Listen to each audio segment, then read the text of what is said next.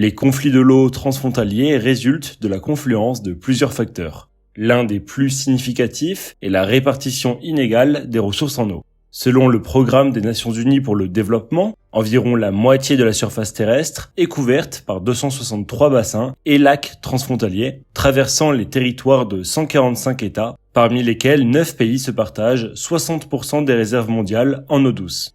L'augmentation de la demande en eau, due à une population mondiale qui devrait atteindre près de 10 milliards d'ici 2050, est un autre facteur majeur. Cette pression accrue sur les ressources hydriques est exacerbée par l'urbanisation rapide et l'expansion des activités agricoles et industrielles.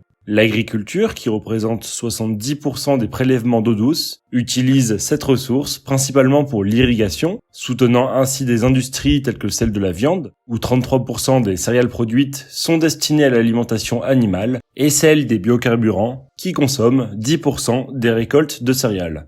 La production de biodiesel en Europe, par exemple, nécessite une quantité d'eau équivalente à 2 fois la superficie de la mer Morte, soit 214 km3 ou l'équivalent de 86 millions de piscines olympiques. Les conflits autour de l'eau sont un phénomène mondial, mais certaines régions sont plus vulnérables que d'autres. Le bassin du Nil, traversant l'Afrique du Nord-Est, est un exemple frappant où les intérêts nationaux divergent fortement. Les négociations, bien que continues, révèlent les défis de la coopération transfrontalière dans un contexte où les ressources naturelles sont perçues comme des enjeux de souveraineté nationale. Face à l'augmentation des tensions liées à l'eau, les commissions de bassins fluviaux, telles que la commission du Mékong ou l'autorité du bassin du Nil, offrent des plateformes pour la négociation et la coopération entre États riverains.